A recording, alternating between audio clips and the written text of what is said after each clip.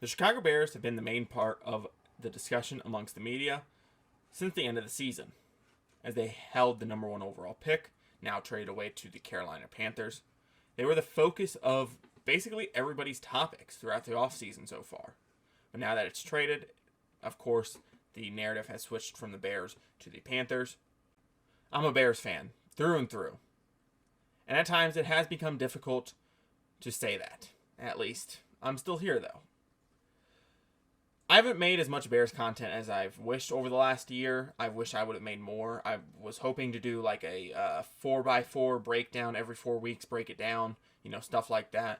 And I just never got around to it, and I honestly wasn't in the mood to record, and I really never had the time to record for a while. But we're going to get through the offseason and free agency and catch up and give my initial thoughts and then give my thoughts after everything has happened. So my initial thoughts were, I wanted us to trade down. I wanted to get as much draft capital as humanly possible and trade down so we could pick up more players, more quality players at the top of the draft. I wanted good, cheap veteran deals, kind of prove-it deals to keep our money open for the future and keep all of our players that we need to keep that are homegrown. And honestly, I think we did that. I think we did a good chunk of that. I also wanted to get rid of a lot of the old and large contracts from the old regime, or maybe players that just don't fit our timeline. Honestly, Poles got off to a good start bringing Equinemius St. Brown back, Kari Blasingame and Patrick Scales, all guys that I think could be decent players on this team, if not important, voices in the locker room. He also cut ties with guys like Alquandin Muhammed, who, let's be real, Matt Eberflus probably wanted to keep around. And he also didn't bring back too many players from last year's team, and I think that's a good thing to do. Poles then decided to go out and make an immediate splash, going out and getting TJ Edwards and Tremaine Edmunds to solidify our linebacking core. I didn't wish they would get TJ Edwards, mainly because I wanted to see what Jack Sanborn has in store for us. But hey, 3 linebackers are better than 2, I guess. Nate Davis was also signed relatively quick and put on a relatively good deal. Now, before anybody says anything about the whole linebacker situation, I get that we traded Roquan, who's a much better linebacker than any of the 3 dudes that we currently have on the roster. And I know we paid TJ and Tremaine more money total than what the Ravens would have paid Roquan. But you have to understand, we also got draft picks from the trade for Roquan. We are also the timeline for TJ and Tremaine is less. Plus, if you only have 1 linebacker, a lot of teams can, sort of navigate their offensive line up to that linebacker, especially when Roquan, was struggling because of the fact that we didn't have a good defensive line in front of him. And then I also just think that the relationship between Roquan and the Chicago Bears was probably, severed or torn after last offseason, them not giving him a contract early. And then I just don't think, I don't want to speak for Roquan, but after I think the relationship was kind of destroyed, I don't think he wanted to come back. I think he would have much rather left. And honestly, if that's what he wanted, then I'm glad he's gone. I'm not glad he's gone, but, I'm glad for him that he got what he wanted. Plus, one thing that you always have to think about when new GMs and new guys come in is that it's not their guy. It's not their guy. It might not fit their scheme and might not fit their timeline, stuff like that. So I think that's just one of the things that you have to think about as well. Is it their guy? What's the relationship like? All that fun stuff. Poles later slowed down and started making sure not to spend all the money at once, not spending money where we didn't need to. And he was giving out some decent deals, especially good one-year guys that, could help just fill roles, fill holes. He brought in Rasheem Green, DeMarcus Walker, Andrew Billings, and he brought back Andrew Brown. So hopefully that takes our O-line from pathetically horrible to not so terrible. He also brought in some guys on the offensive side of the ball. He brought in Dante Foreman, Robert Tonyan, and Dante Pettis, who was here last year, who made some decent plays for us. Foreman and Tonyan are going to be competing for the starting job.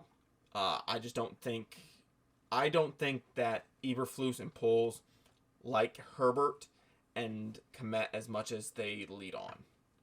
I think it's going to be a fight because Herbert has 2 years left on his deal. I think Kmets only has 1. So I think it's going to be, hey, whoever wins these positional battles is getting another contract.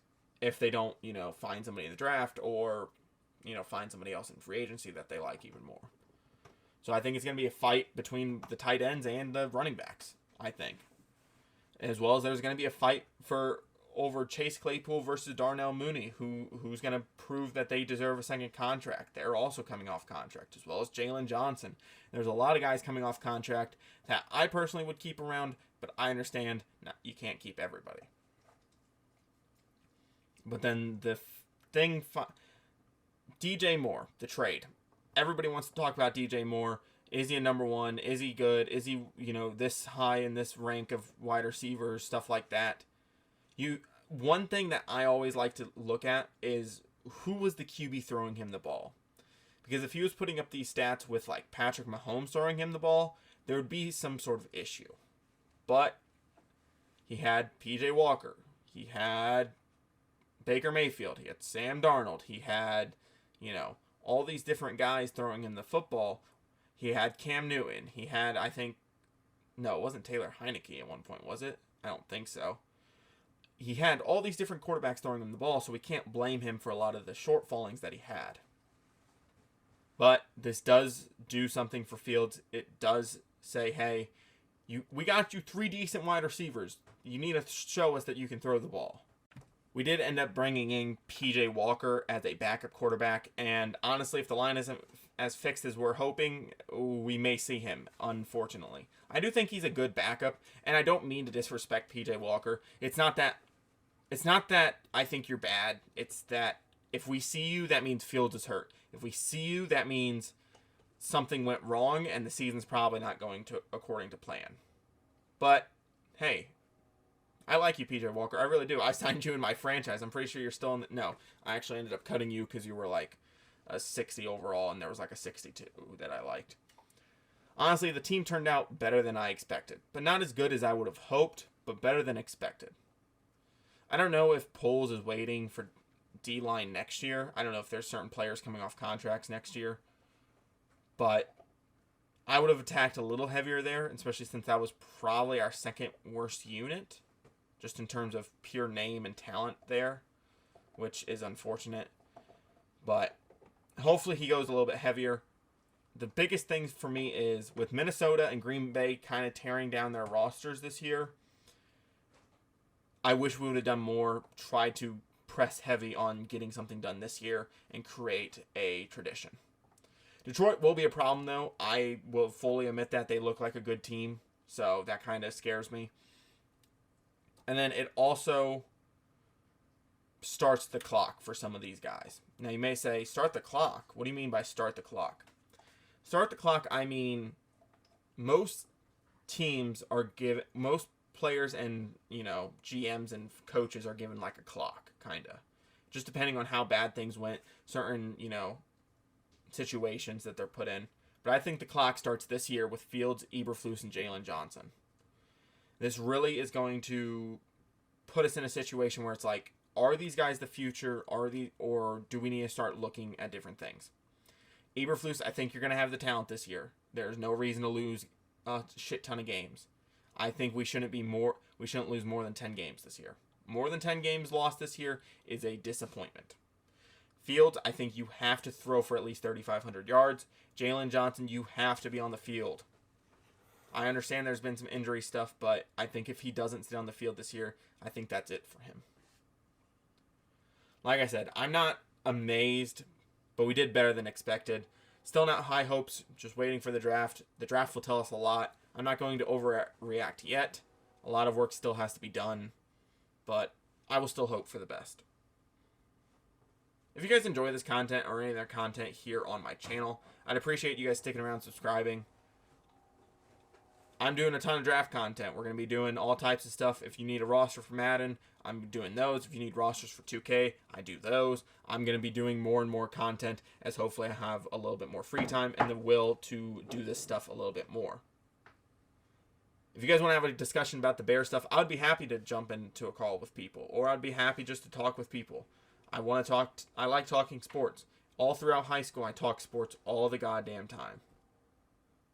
But with that being said, guys, if you guys enjoyed this video, please like, comment, subscribe. And this was one of the craziest games I've played in Madden this year. This was very recent too. I'll let the clip play out. But with that being said, guys, I'm out. Peace.